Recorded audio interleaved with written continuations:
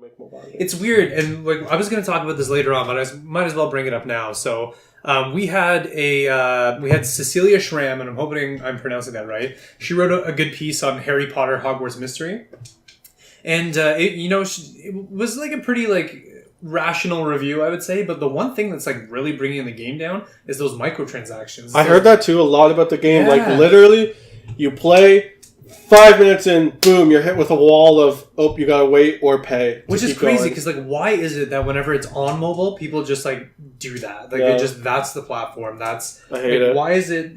I don't understand. Like, you put it on a mobile platform, and then it's like, we're gonna put paywalls, we're gonna put bottlenecks, we're gonna put...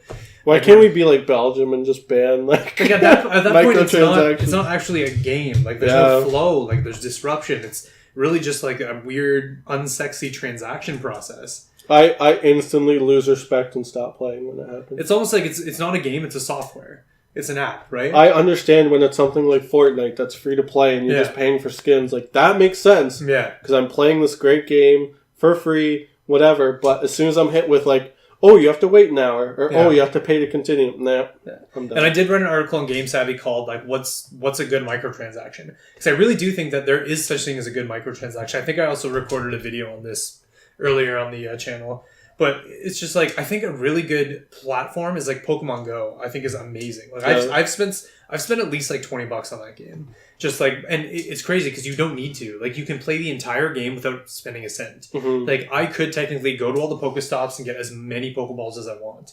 But the thing is, it's inconvenient a little bit. But is it, though, to walk down the street and, like, get some Pokeballs and come back? It all depends on, like, what you value in your game. Exactly. If you're, like, downloading Pokemon Go, knowing you're going to have to walk somewhere, then I bet you don't mind. Exactly. And so it's just, like... I think there's a good way to do it, and for some reason, these people just can't figure it out. You're the marketing whiz, right? Like, that was the appeal of Pokemon Go. Like, I'm sure that's what it is. Yeah. How you market your game. Like, when it was first, like, doing the rounds of what people were saying, Pokemon Go was, you're going to have to go out and catch Pokemon. Yeah. And that's what it is. And what I like about Pokemon Go, too, is, like, let's say, like, it's supposed to be this immersive experience, right? You're supposed to be immersed in the world of Pokemon. Like, it's supposed to be within reality. And it makes sense to be able to buy Pokeballs, because you would think people in the Pokemon universe would have to buy their Pokeballs. They wouldn't just come to them for free. You have to do it in the game, right? Yeah. So it's almost like that's actually a part of the lifestyle that people would live in Pokemon. Yeah. Whereas in this Hogwarts Mystery game, it's kind of just like, like...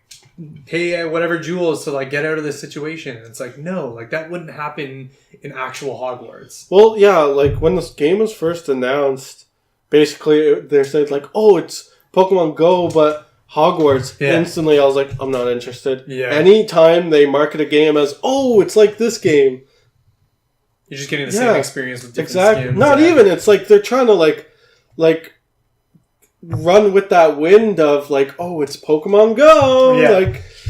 No, like even if your game is heavily influenced, say like Donkey Kong Country, they're not like, it's just like Mario Bros. Like, that's not what they did. Yeah. This is just Donkey Kong. Each game should be their own thing. Yeah. Like, and I understand having similar models, but like the mechanics and the experience should be completely different. Exactly. And a lot of especially on mobile, there's a lot of people just copying other successful things. Like when Flappy Bird got big, how many clones and stuff came out? Like, it's insane. Yeah. I think there's this weird perception that like mobile gaming is this easy money grab. Like, I can make some crappy game, put it on mobile, and make a ton of money. Yeah. And maybe there are some people out there that are doing that, but it's kind of, like, really just making the mobile gaming experience really crappy, which is why I want Nintendo's seal of approval. I would like some big game companies that are actually making some, like, IPs. And Nintendo has a mobile-specific, like, brand new IP coming out, just for mobile. Yeah. I forget what it's called. I can't think of it off the top of my head, but, yeah. Anyways, so... I'm glad, like... Again, if you want to play Nintendo mobile games, all to you. Like, I know a ton of people that play Fire Emblem Heroes, and if it's making them a ton of money, that's even better. I'm pretty sure Fire Emblem Heroes is starting to get into, like, $1 billion of revenue. Yeah. Like, that's insane. Yeah, I'm curious as to... I'm not going to be able to find the game. I'll do a piece on it another time, but... Yeah, anyways, that's my beef with the mobile gaming. That's kind of my beef with Hogwarts Mystery. Like, she did like a lot of the game, but, like, the bottleneck was just, like, so ridiculous. And I know that... Matt from Scholarly Gamers, head of Scholarly Gamers, he also had the same problem. And I think he actually contacted them. I think he actually, like, his thumb slipped or something. He accidentally purchased something. There's not even, like, a do you want to purchase this option? He just, like, accidentally bought something. and they were just like, sorry, we don't do refunds. It's like, are you kidding me? Like, so there's some huge Imagine if it was that like $100 package or something. Yeah. Like that could happen. Yeah. Well, mobile gaming is mobile gaming, and I hope it gets better one day. Cause do you think it will though? Do you honestly?